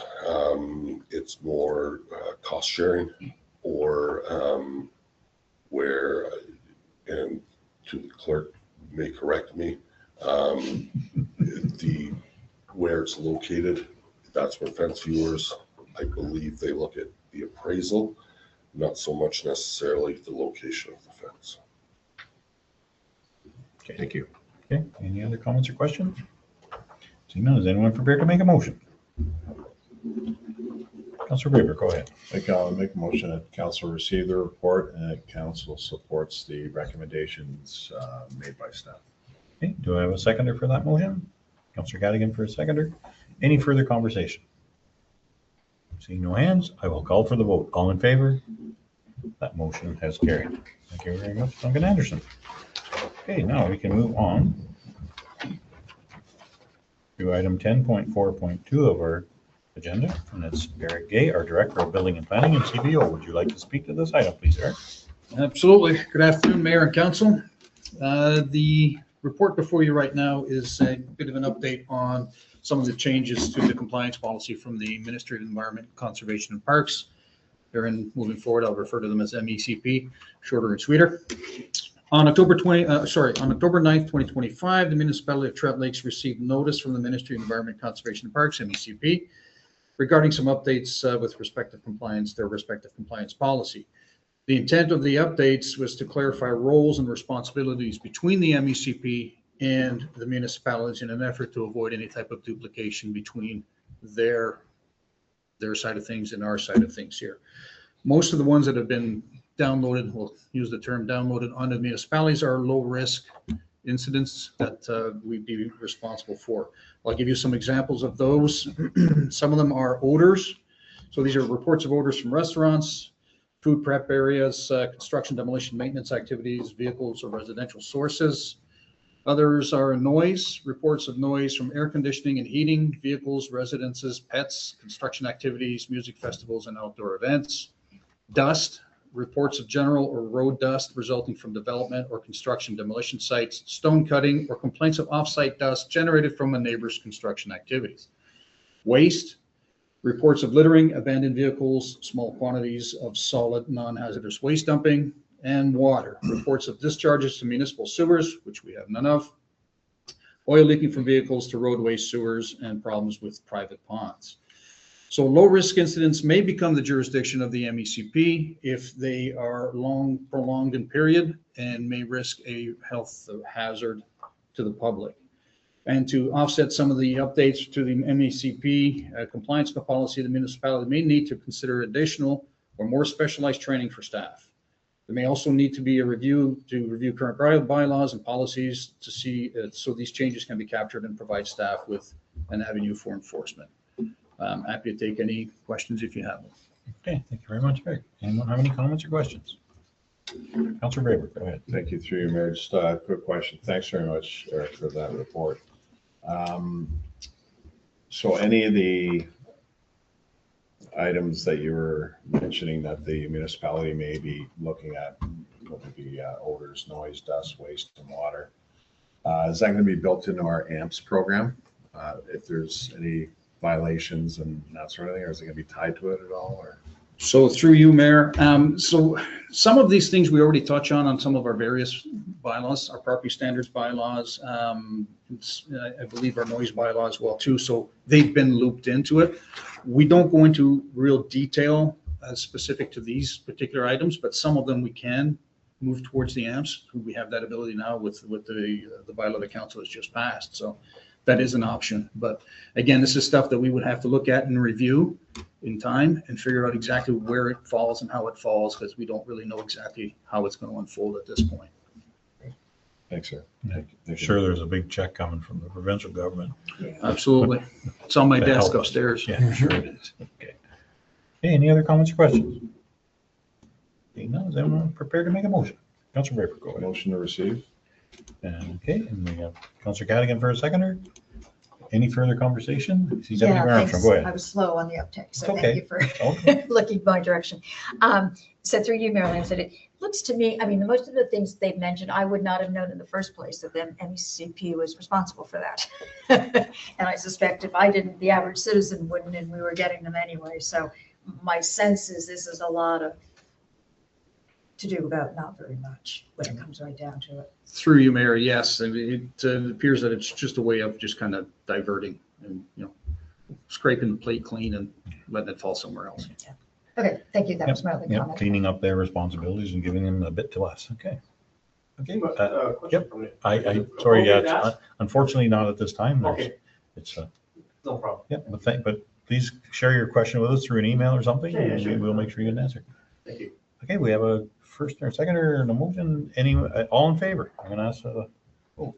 Okay, that motion is passed. Thank you very much. Okay, now we can move on to item 10.4.3 of the agenda. And Eric Gay, our Director of Building and Planning and CBO, would you like to speak to this item as well? Thank you, Mr. Mayor. This one's a little different. It was a first for me, I'll admit. So on June 8th, 2026, it came to the attention of the building department staff that a domestic water well servicing a residential dwelling at 54 Mitchell Crescent was located on municipal road allowance. This well was a site test well for the original Granite Ridge Phase 1 development. And during the course of development and construction, the proximity to that property, it was just assumed that that well was going to be part of the particular lot that it was going to service. So the intent of this temporary water well encroachment agreement is to assist in facilitating the sale of the building, as this is through the estate of the former owner who has passed, and the executors have discovered this. And so they're trying to sell the property, but without the well being on the subject property, they can't do that until we provide them with an avenue to do so. So when in doing so here, the well is located on the northwest corner of the lot, which is about 1.5 meters outside of the lot line. So staff have had consultations with the respective persons involved here, and we've come to an agreement that we will deed them 1.5 meter perimeter around the wellhead. So where the wellhead is located, we will give them a 1.5 meter area for access to the well for servicing and maintenance, as well as that would bring it back into the lot lines of that subject property. I've had conversations with our Director of Public Works. He's had no concerns with it because it will not impact the road maintenance or any snow works. Conversations with our Director of Corporate Services. She has no concerns with what we're planning to do. So by agreeing to this gives them a temporary encroachment. It alleviates the liability, shall we say, off the municipality. And then they have, within a year's time, they have to finalize and get everything done. And then we'll just do a lot line adjustment and deed that section of property back to them. Any questions? I'm happy to take. Any comments or questions from council? Councilor Braber, go ahead. Thank you, through you, Mayor. Thanks again, Eric. I'm thinking about indemnification. I know this is to assist with the sale, and you just mentioned that once the sale is completed, you're going to remedy that with I guess a deeded access, and that's that type of thing. Yeah, through you, Mayor. Absolutely, that's the intent right now. Last conversations I had with the executors is that they have moved forward with getting in the queue with the surveyors to finalize it. And once that's done, once we have an R plan set, it can be deposited, and then the lawyers will do their magic. They'll let us know, and they will have increased their property by 1.5 meters. And then that relieves us of any liability when it comes to the wellhead. Thank you. Seems like a reasonable solution to an error. Might I note as well, through you, Mayor, that if this isn't completed within that year timeframe that the encroachment agrees to, we will notify the new owners. We have 6 months at that point beyond that to remedy the situation ourselves. If it means that we decommission the well and force them to do their own well on their own property. But I think this is the best path forward, the easiest path forward, and it just cleans it all up. Okay, does anyone have any more comments? Any mover? Anyone prepared to make a motion? Councilor Callaghan, go ahead. Council received the report from the Director of Building Planning, and that council supports the temporary well encroachment agreement between 54 Mitchell Crescent and Municipality of Trent Lakes. Okay, do I have a second for that motion? Deputy Mayor Armstrong for a seconder. Any further conversation? Seeing none, I will call for the vote. All in favor? That motion has carried. Thank you very much. Okay. Now we can move on to item 10.5 of our agenda, which is Finance. 10.5.1, Donna Taggart, our Director of Finance and Treasurer. Would you like to speak to this item, please? Thank you, and through you. So before you is a budget timeline report for the 2027 budget. So working budgets for 2027 have already been sent to all departments, and these are due back by September 11th. So the report outlines steps and timelines involved in the budget process, with the 2027 final budget set to be passed by council in February of 2027. So the request today is that council receive the report and approve the 2027 budget timeline as recommended. Thank you. Okay, thank you very much, Donna Taggart. Okay, anyone have any comments or questions? Deputy Mayor Armstrong, go ahead. Thanks very much. Thanks very much, Donna. First of all, I think this mirrors what we've done in the past, pretty much, which is great. I think we are always ahead of most other municipalities doing that. So I applaud us in being efficient in getting that done and baked early. This is a nitty, really nitty point, but I'll make it. I see that on, this keeps slipping on me, September,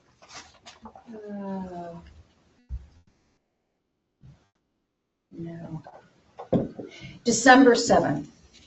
We asked the departments to provide us a summary of their budgets along with any additional amounts, which works well because we see those as separate requests.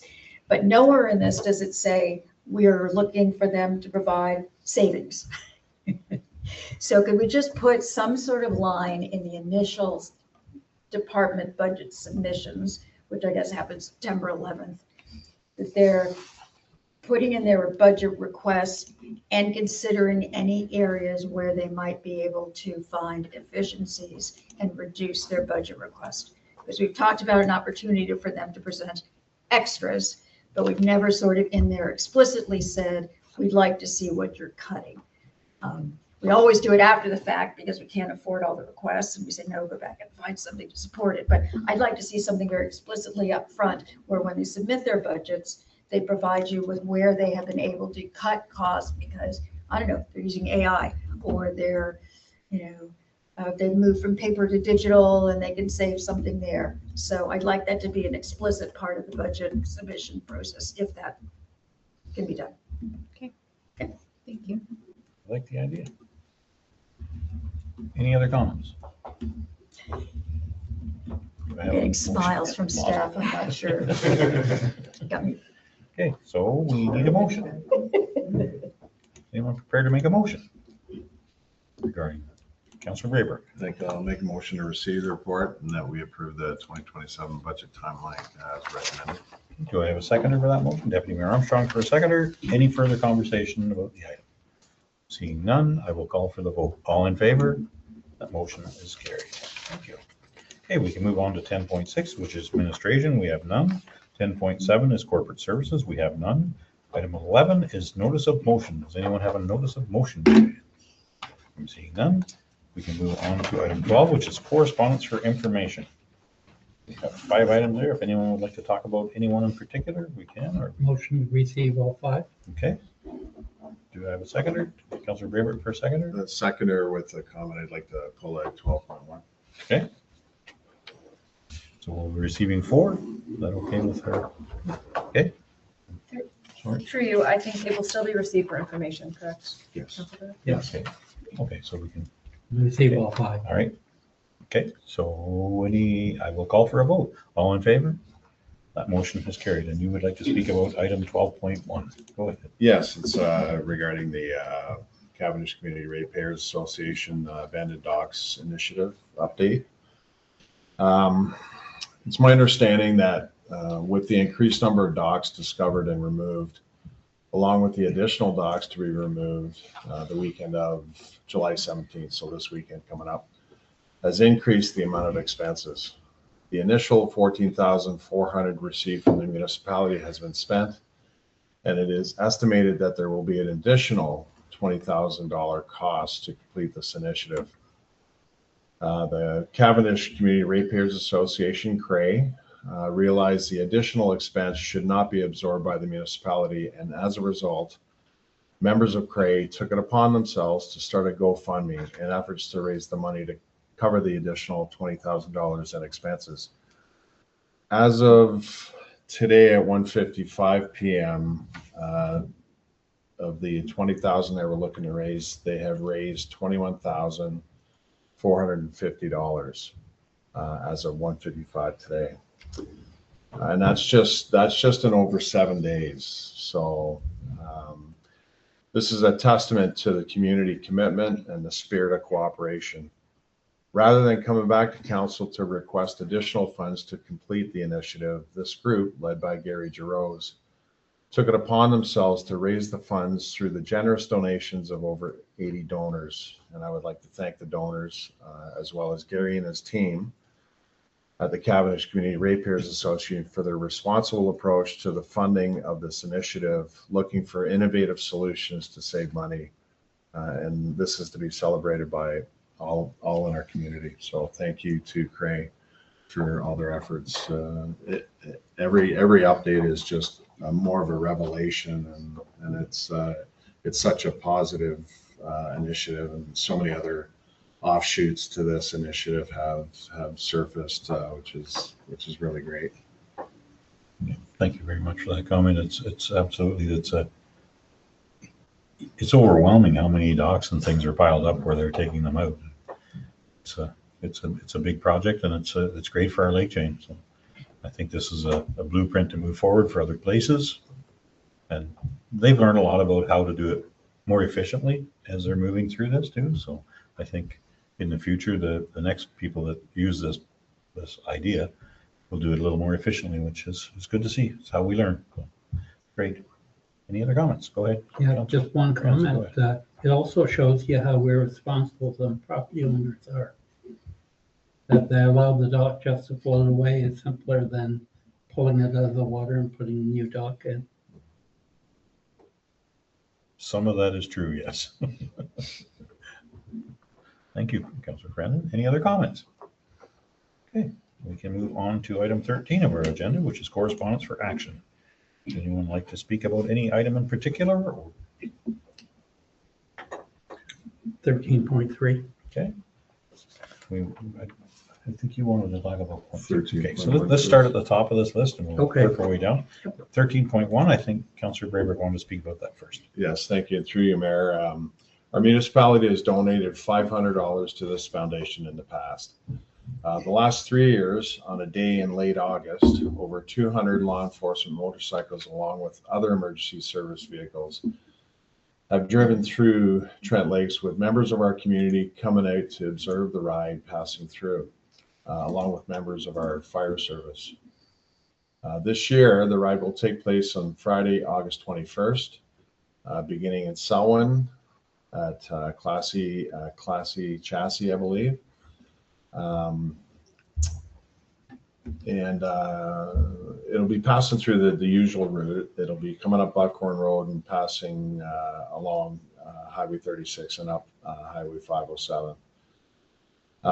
This year may be the last time the 911 Foundation ride will be passing through Trent Lakes, as they will be moving on to other areas of the province. This year will be a very emotional ride for all of the officers involved in this Foundation ride, as we have tragically lost many officers this year. I'd like to make a motion to support this request in the amount of $500 that we've provided in previous donations. I would also ask that our communications officer advertise this ride so that members of our community can show their support and pay their respects to our fallen officers. And I will provide the details to our communications officer, Rachel Stark, should this request be approved. Okay, thank you very much, Councilor Braber. Do I have a seconder for that motion? No, I want to speak to Sure, the motion. okay, yeah. Let me get a seconder first, and then Okay. Do we have it? Councilor Cadigan for a seconder? Okay, and Councilor Brandon, go ahead, please. It seems that council's made a big thing that we have a process that we go through in the end of January of our grant process, and all of our grants should be dealt at that time. We had Canada Day at Kinmount that we didn't contribute to because we made the statement, or I had made the motion that we wouldn't support it unless we received a request in January. And it seems like council has been pretty adamant about that. I don't know if we should make an exception. I do support this endeavor, but I think we should, there's other endeavors we should support, even though they don't come in on the exact date that we've prescribed. Thank you, Councilor Franz, for your comments. Do appreciate that. Deputy Mayor Armstrong. Thanks, go Mr. ahead. I hear what you're saying, Councilor Prince, and I agree with you. This is not a community organization, though. This is a provincial or nationwide? It's nationwide. Nationwide. And we get this request every year at about the same time. And it's been in our budget. I don't know whether it goes in our advertising revenue budget or whatever, but we've always looked at this one as a one-off because it's outside of our community organizations. So I can justify in my own mind seeing it as something different and funding it. And I do have a question, which is, do we have monies in whatever budget that has gone from in the past to support this again this year? Okay. This is the overlap we talked about, right? So through you, so I can confirm, council did support this organization in 2023 and 2024. There was not a request in 2025. Every year that this has been supported, it has come from the miscellaneous grant amount. It hasn't been budgeted for separately. So there's currently $1,604 and change that has not been spent in the miscellaneous grant account that is available should council support the ride. Thank you. Thank you. Okay, thank you very much. Donna Taggart, our former treasurer and CAO, now treasurer. Okay. That answered your question. Any further comments or questions? I'm going to call for the vote. All in favor? That motion has carried. Perfect. Now we can move on to 13.2 of our agenda. Does anyone like to speak to that or receive it? Motion to receive. Motion to receive. Seconded by Deputy Mayor Armstrong. I will call for the vote. All in favor? That motion has carried. Item 13.3 is Peterborough County request for provincial action on the accuracy of municipal voters list. I think we should support this. I was expecting the two hands to shoot up there. Yeah, But Councillor Frandon, you are far ahead, so. Yeah, I think we should support that. Okay. I'd like to second that. I'm going to be looking in your direction, Deputy Mayor Armstrong. Absolutely. Deputy Mayor Armstrong for a seconder. Any conversation about this item? I think we're getting there. I think we're getting people added to our list, but it's slow and I'm sure it's onerous on our clerk's department, but we are getting there. It has added cost to the municipality, and I agree with what we're doing, going to the Cottage Association meetings, and other meetings with staff, so that we can get it straightened out. It's important that as many ratepayers as possible can vote. Many people didn't understand, and I appreciate that we do now. So, okay. If I could just support this with some stats to remind everybody that the initial list, we had 7,500 non-residents eligible in 2022, and we had 2,130 eligible in 2026. So we had a drop of 4925 out of 7055 in our cottaging population, which is it's just so incredibly unacceptable. Jesse our clerk did inform us that we're now up another 1,300, but that doesn't even begin to make the dent in that. And I passionate speech, but it should not have to be on the individual to get themselves on the list. We've disenfranchised all of these seasonal voters. And the comment I made at county, I'll make again, it effectively is taxation without representation. And I even remember the wars were fought over that. So in my mind, it is a very, very big issue. FOCA is supporting it. The MVP is there. AMO is pretty slow off the mark to get it together to support it as well. But it could be such a huge PR issue if it were leveraged to present it that way, as we've disenfranchised all of our seasonal residents, and now they are paying taxes without the opportunity to represent their voice. So I think it is an extremely serious issue, and end of soapbox speech. Yeah, no, I appreciate that. I understand, and I'm right beside you on the soapbox. Okay, that's our comments and questions. I will call for the vote. All in favor? That motion has carried. Now we can move on to 13.4 is the town of Caledon, tick-borne diseases. Would anyone like to speak to that item? Motion to receive. Seconded by Councillor Cadigan. Any further conversation about our ticks? I'm seeing none. I will call for the vote. All in favor? That motion is carried. They are bad in our community, I have to admit. It's been many of my friends and family that have had ticks on them. A few that have been penetrated in and ended up having to have them removed and take medication. So it is a problem. So We can move on to item 14 of our agenda, which is bylaws. And we have several bylaws on the agenda there today. And I think we can do them all with one motion if we so choose, or we can do them individually at the discretion of council. Councillor Cadigan, go, or Councillor Braber, go ahead. I'm looking right at you. Call you by the wrong name. It's all right. Make a motion to approve all of the bylaws. Councillor Cadigan for a seconder. Any He's got a further beard. any further conversation? I'm seeing none. I will call for the vote. All in favor? That motion is carried. That's waking up with a beautiful whippoorwill in my window at 4:32 this morning. It's nice to have whippoorwills around. Maybe not that close. Okay, we can move on to item 15 of the agenda, which is announcements. Does anyone have any announcements? Deputy Armstrong, go ahead. Hardly earth-shattering, but I was prompted by the talk about ticks.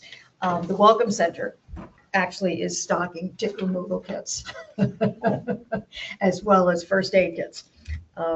First aid kits are for purchase. The tick removal kits are simply there so that if we have tourists or visitors who come and have a problem, that they can get one there. And I thought that was a brilliant idea. Not mine, it was the board's idea to get that. So I just thought I'd offer that up. Great idea. Thank you for that, Deputy Armstrong. Councillor Cadigan, go ahead. This Saturday, July 18th, is Cavendish Carnival Day. Come on out and witness the baseball tournament and pickleball tournament. There will be games for kids to play and hidden auction, bake sale, giant garage sale, lots of stuff for everyone to do. Excellent. Thank you, Councillor Cadigan.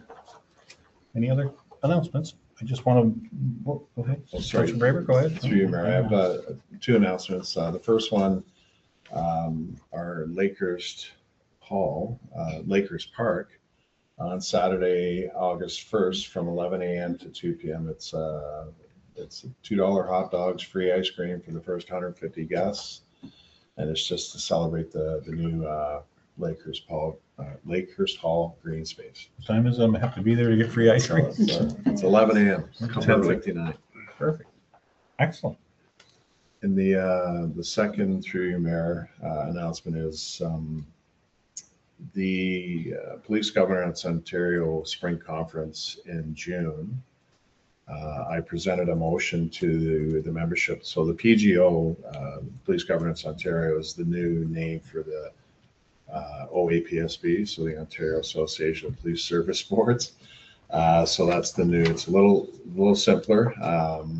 So at the conference, I presented a motion on behalf of Trent Lakes with regards to our quarterly reporting from our detachment commander.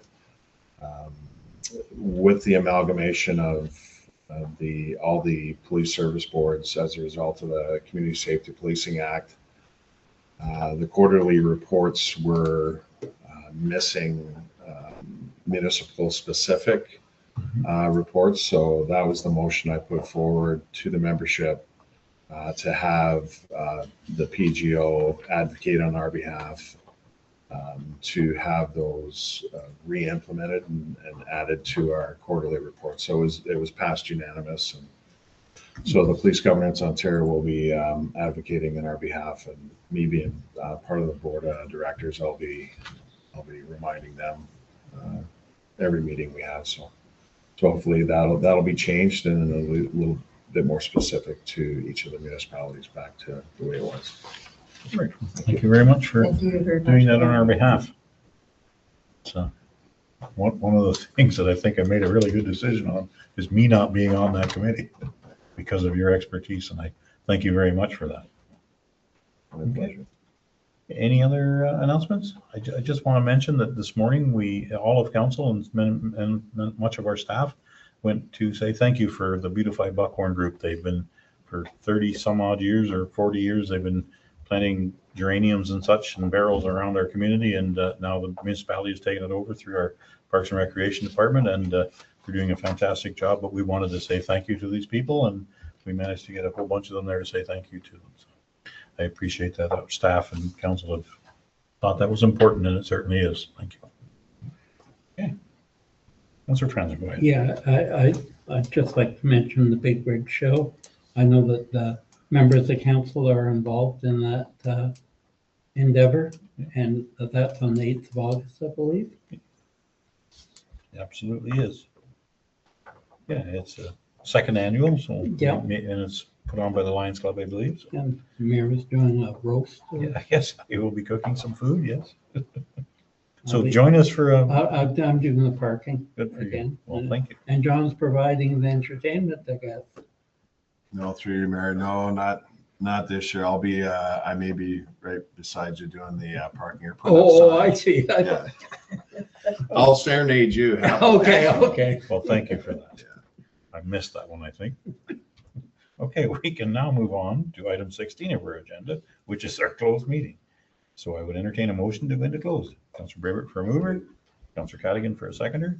And before I call for the vote, we are going into closed under the authority of the Ontario Municipal Act, Section 239.2, to discuss B, personal matters about an identifiable individual, including municipal or local board employees, Director of Finance, Treasurer, Recruitment, and D, labor relations or employee negotiations, in brackets, Director of Finance, Treasurer, Recruitment. These are the two reasons we are going into closed, and I will call for the vote. All in favor? That motion has carried. We are going into closed.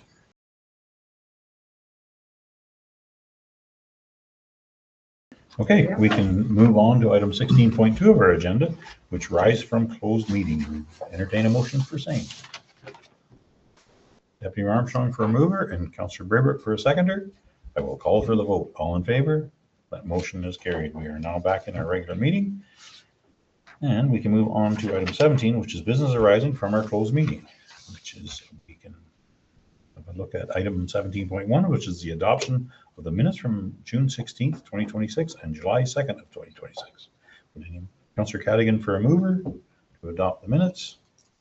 Councillor Brevert for a seconder to adopt the minutes. I will call for a vote. All in favor? That motion has carried. And we can move on to item 18 of the agenda, which is the adoption of the confirming bylaw. Item 18.1 is the confirming bylaw. Would anyone be prepared to make a motion? Councillor Franzen for a mover. Deputy Armstrong for a seconder. I will call for the vote. All in favor? That motion has carried. We can move on now to item 19 of our agenda, which is adjournment. Would anyone care to make a motion to adjourn? Councillor Brevert for a mover. Deputy Armstrong for a seconder. I will call for the vote. All in favor? That motion has carried. We are adjourned. Thank you very much, staff. Thank you very much, council. Thank you, everyone that was here virtually and physically in our gallery.